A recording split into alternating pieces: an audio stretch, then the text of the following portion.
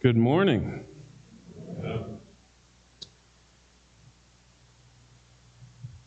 If you were to do a Google search for the most asked question about God, what do you think it is?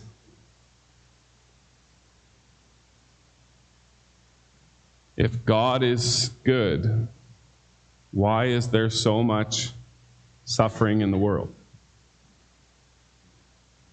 People have made YouTube videos to answer that question. Some of them have over 1 million views.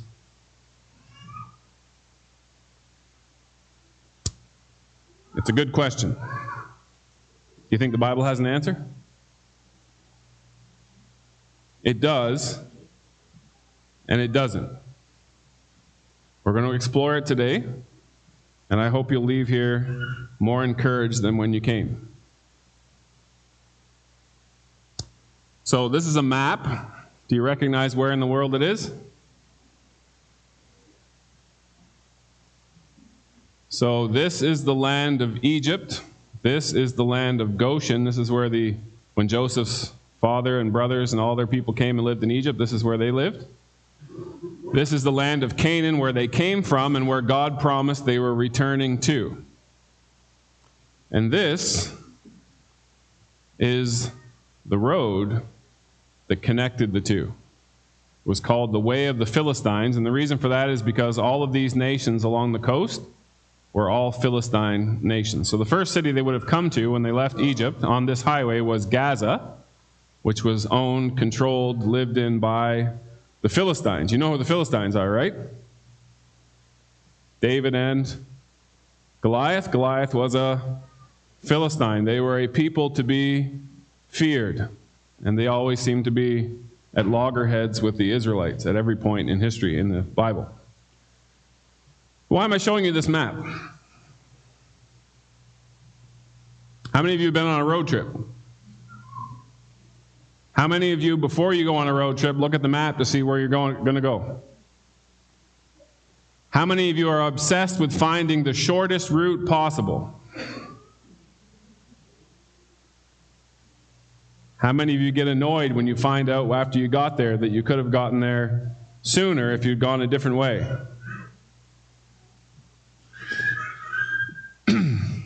So, what Rourke read for us this morning was the moments in between when Israel was celebrating the Passover and before they left. Okay? So it's that night when they're about to leave. So the traditional, the most common and accepted view is that they traveled south, that this is where Mount Sinai is, and then they eventually traveled north and up into Canaan. There is an alternate understanding, I'm not here today to tell you which one to believe, that says that they left Goshen and they went east, they went down here, they crossed this Gulf of Aqaba, which is part of the Red Sea, at Nuabi Beach, and then they went down here, and that Mount Sinai is over here. I'm not here to tell you which of those is right or wrong. I wasn't there, you weren't there, and my point is very simple. Neither this route nor this route is this route. This was the short way. This was the main way. This was the way any sensible, reasonable, logical person would go. But they either went this way or they went this way. Either way, they are way off the beaten track. I think Tracy's downstairs. She'll remember this. The kids might not because they were young. Tracy's uncle has a little fishing cabin in the middle of nowhere, Nova Scotia. And we were to go there one weekend after church.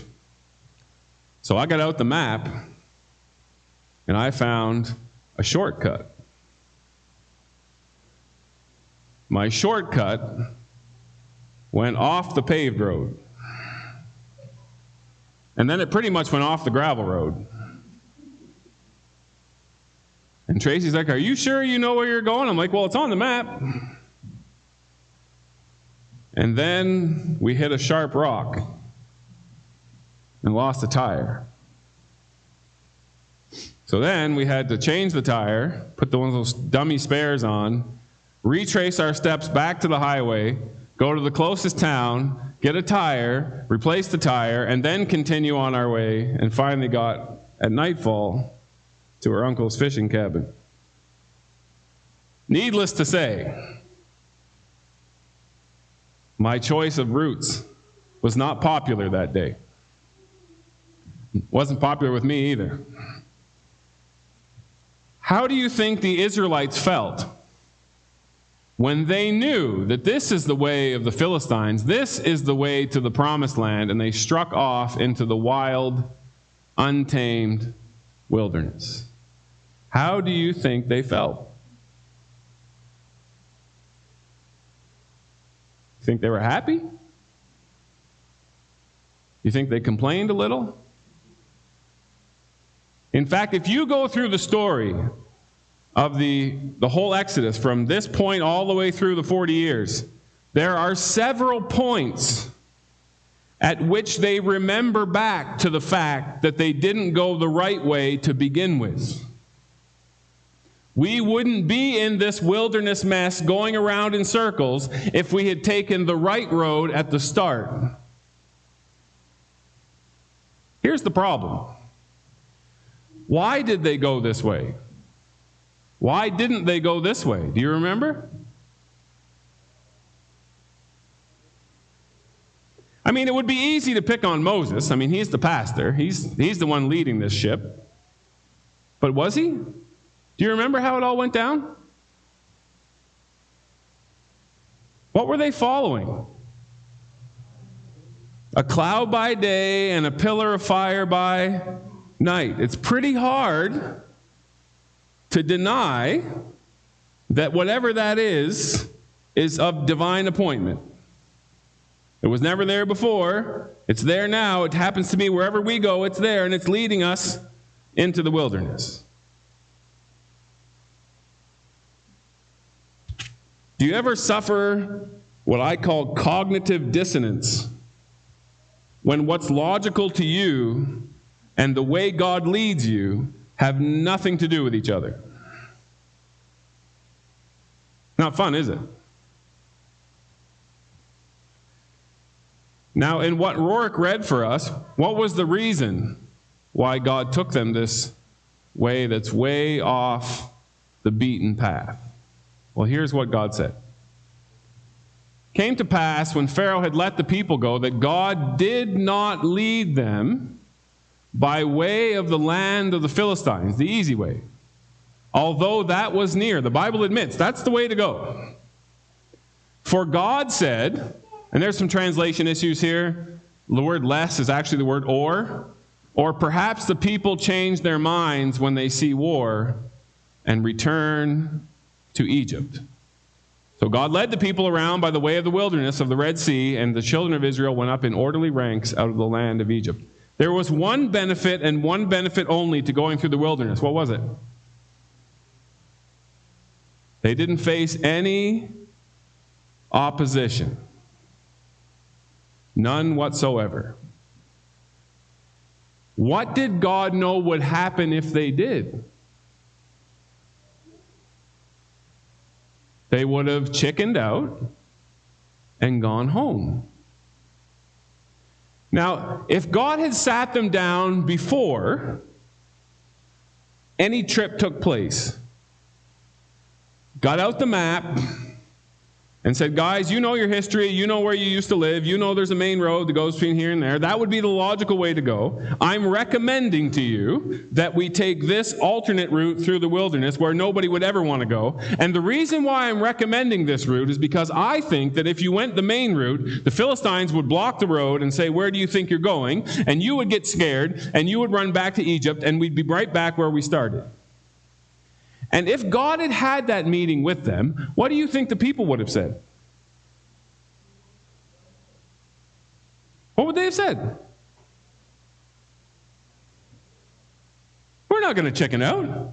We're tired of being here. Listen, you get us on that road, you have nothing to worry about. We will go all the way to the promised land. We will not pass go. We will not collect 200. We will not be dissuaded. We will not be dismayed. We will not turn to the right. We will not turn to the left. You can trust us. Does that sound familiar? There were 11 men in a room. And Jesus told them, guys, here's what's going to happen. I'm going to be led away to be killed, and you're all going to turn tail and run. And what did they say?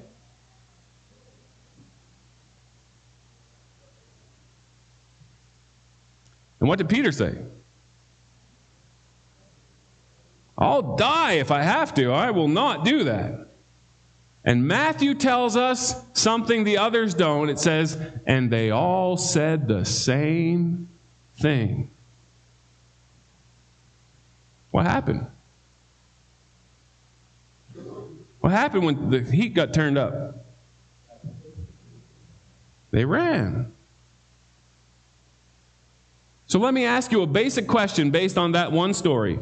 Who knows us better?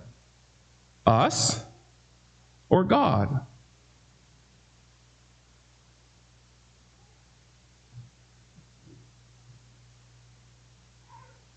So here's where they live. It's a place of pain. It's a place of slavery. It's a place they don't want to be anymore. Here's the land flowing with milk and honey where they want to be. This is the easy way. This is the fast way. This is the way God took them. In their minds, if God had taken them this way, everything would have gone better. But in God's foreknowledge, if they had gone this way, they never would have gotten here at all. They would have gone back to here. And God said, better for them to complain, argue, kick and scream, and even hate me and get there, than for me to let them do what they want and end up right back where they started. Have you ever had your children kick and scream and hate you when you wouldn't do for them what they wanted? Why did you do that? Why didn't you just give them what they wanted? I heard it, because you love them. And you would rather have them hate you and do right by them than please them and destroy them, because that's love.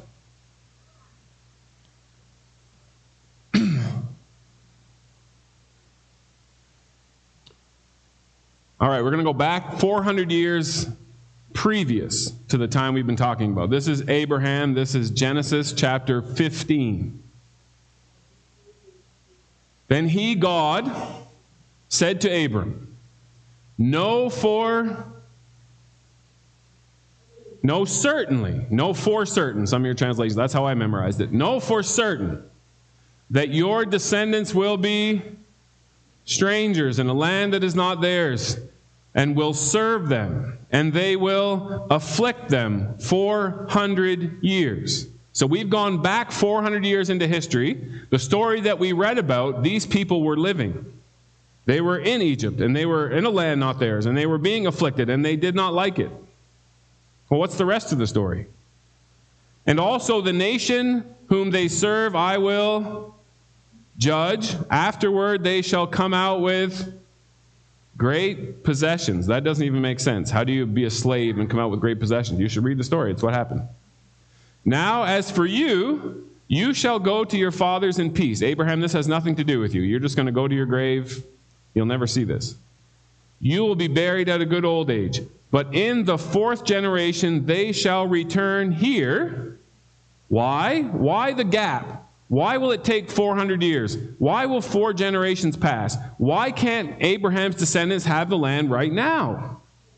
Mommy, Daddy, I want it, and I want it now. I don't want to wait for anything. What's the reason?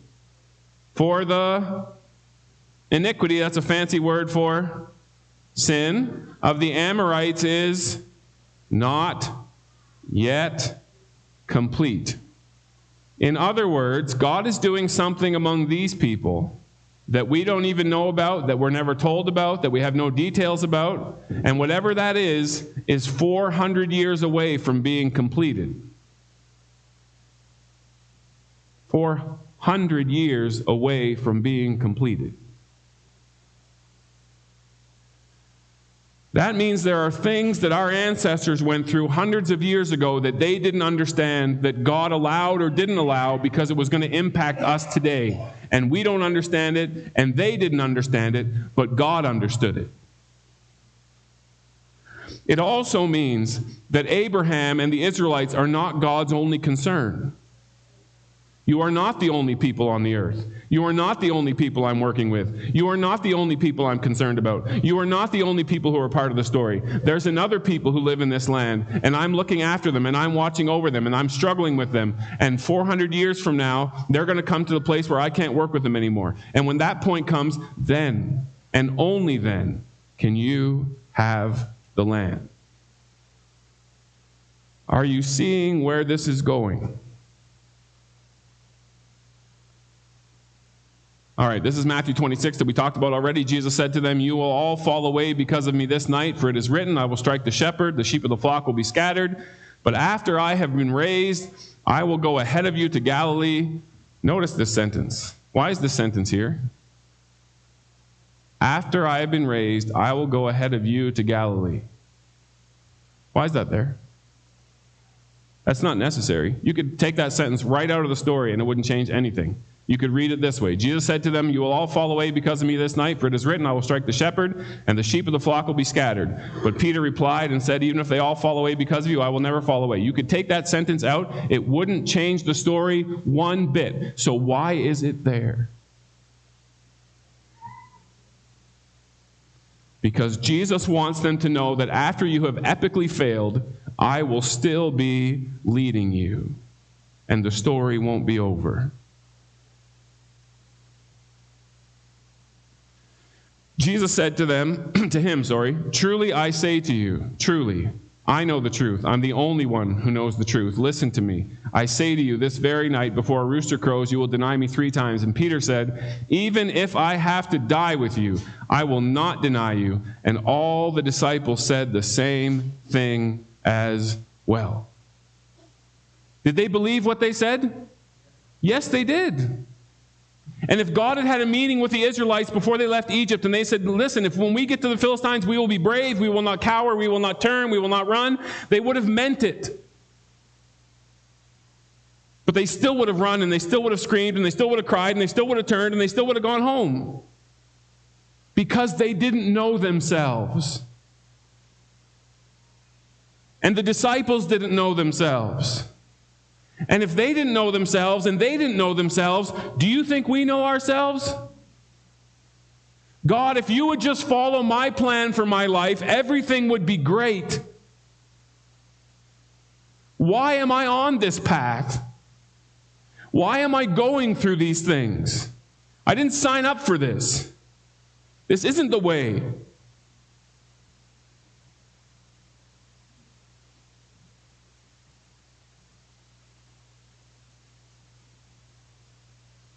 This is not what I want.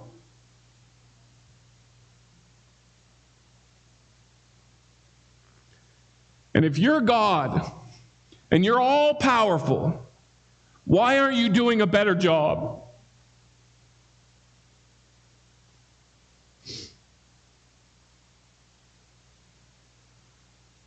This is the most asked question about him. And he is willing to take the criticism.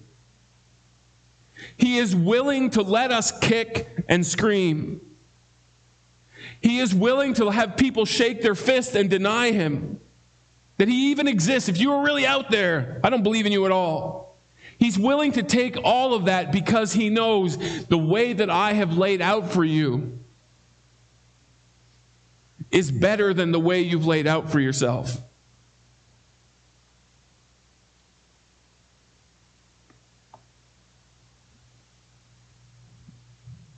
Let me try and illustrate this one more way. How many parents would want what's best for their children? Most, right? There might be a few that are a little something wrong up there, but most. The vast, vast majority.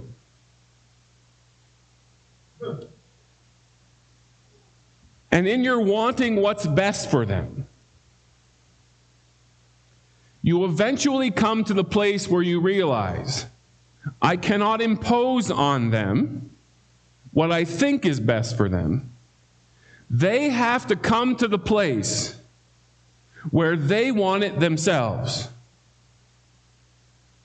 I can't make them show up at work on time. I can't make them have a good work ethic. I can't make them this. I can't make them that. But that's what I want for them.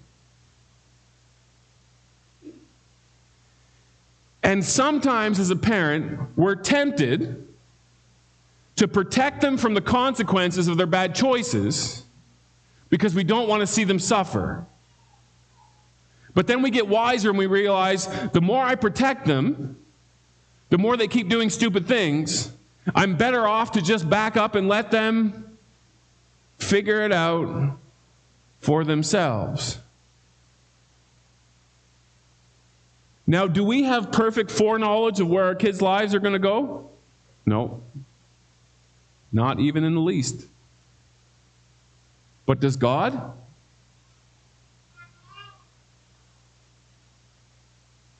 He does. He does.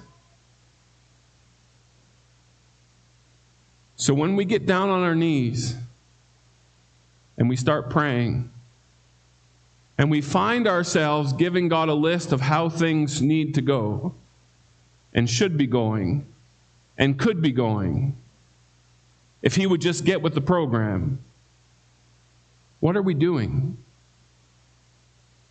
What are we really saying?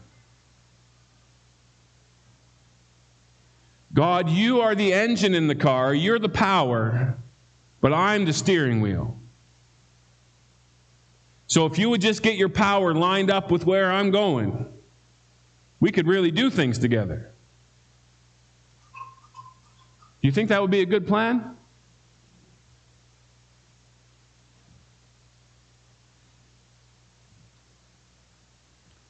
This question that we ask, God, why this, why that? Do we ask that when things are going well or when things are going badly? Yeah, we have no problem with God on good days, do we? We can listen to the radio and hear that someone died somewhere doing something. We don't know them. And then the next song comes on and we can sing hallelujah, praise the Lord, and everything's good. But if the phone call says that somebody I love died,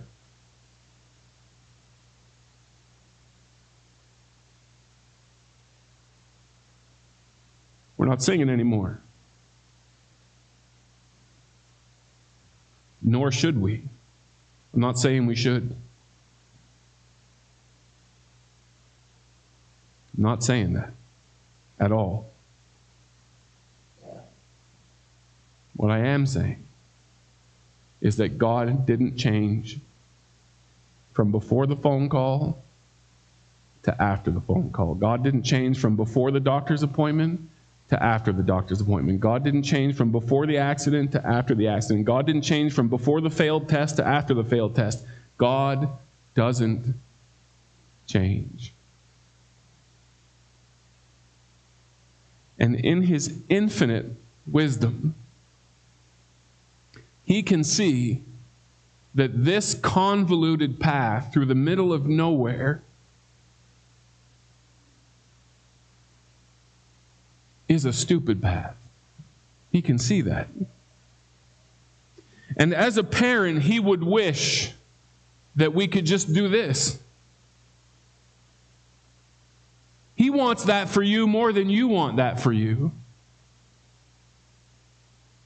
But He also knows what I can handle. He also knows what you can handle. And He would rather bear with us through 40 years of craziness and get there than put the top down, put the tunes on, get behind the wheel, and end up running into a tree.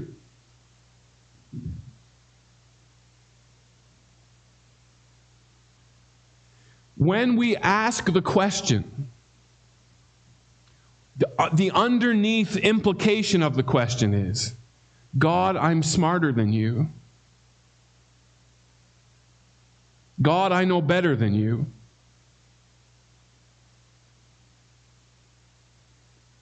And he's willing to take it. He'll take it for as long as it takes. One more illustration and then I'm done. So some of you know who've been around for a while that when we moved here, we rented a house from Terry and Greg out in La Glace.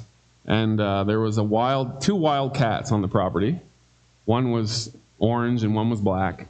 The black one you never, ever, hardly ever saw. The orange one would come and hang around a little bit, but as soon as you tried to go anywhere near it, it ran away. Anyway, Tracy's soft-hearted. She couldn't stand the fact cats are out there in the wild with no one taking care of them, so she used to put food on the back deck. And the black one would come at night and eat when nobody was around. The orange one would come. And eventually got to the point where you could open the door and you could put the food out, and she would be like this far, but if you tried to go any further, she'd run away. Anyways, one morning, we woke up, and the orange cat was going across the yard with Tracy's downstairs. 6 or 7, I can't remember. I think it was 6. 6 kittens in tow. And I was like, oh no. That means the black one's a male, and she's a female, and she's not fixed, and 6 is going to become 12, is going to become 18, is going to become... She's soft-hearted, and I'm logical. That ain't happening. So, talked to some people, and the guy said, oh, I have a live trap, so we're going to catch them. So we caught the parents, took them to the SPCA, and caught the kittens. 2 of them we caught early and tamed them right away. The other 4 took longer. And there was this one particular kitten that we caught, and she was wild. Like wild. And when I say wild, we put her in the bathroom, and that wasn't containment enough. So we put her in the bathtub, and it had one of those hard doors that slid shut. And we put her in there. And if you came in the bathroom and tried to get anywhere near her, she would literally leap from the bottom of the tub to the top of the wall and then slide back down. Wild. We were trying to help her. She didn't understand.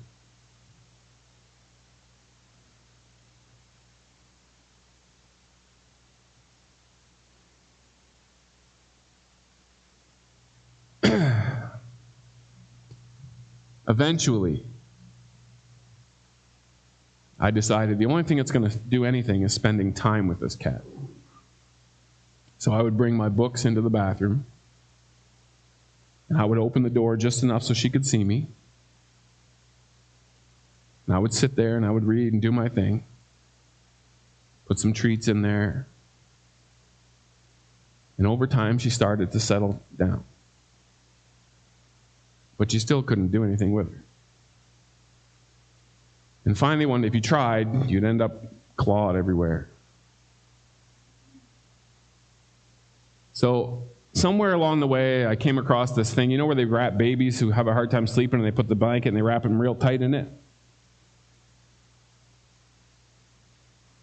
So I took her, and I just wrapped her in a little ball, and I held her right next to my chest, and I just held her so she couldn't move. She's only little. Within 5 minutes, her body relaxed, and she started to purr. And if you came to our house today, you would not believe me that the cat that I will show you is that cat. And it didn't happen in a day, and it didn't happen in a week, and it didn't happen in a month.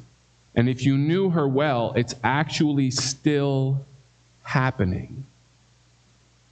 She's still learning to be less and less afraid. How do you think she felt psychologically when I grabbed her and rolled her up into a ball and pressed her to my chest? But I was doing it because I was trying to help her. God is not concerned with the wiggly, windy path. This is what God's concerned with. I want you to make it home.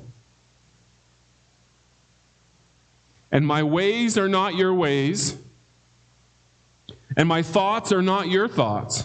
As high as the heaven is above the earth, so are my thoughts higher than your thoughts, and my ways higher than your ways. And I will do whatever it takes. And you can claw me, you can scream at me, you can kick at me, you can hate me, you can slander me, you can do whatever you want, but I will never stop loving you. Because my only concern is that you get here. Hebrews 12 says, for the joy that was set before him, Jesus endured. He's still enduring. People are still kicking. People are still screaming. People are still slandering him. And he's still loving us. I cannot tell you why you are where you are. I cannot tell you why it's going the way it's going, but I can tell you that the God who made you knows where you are, that he loves you, and that the path leads home.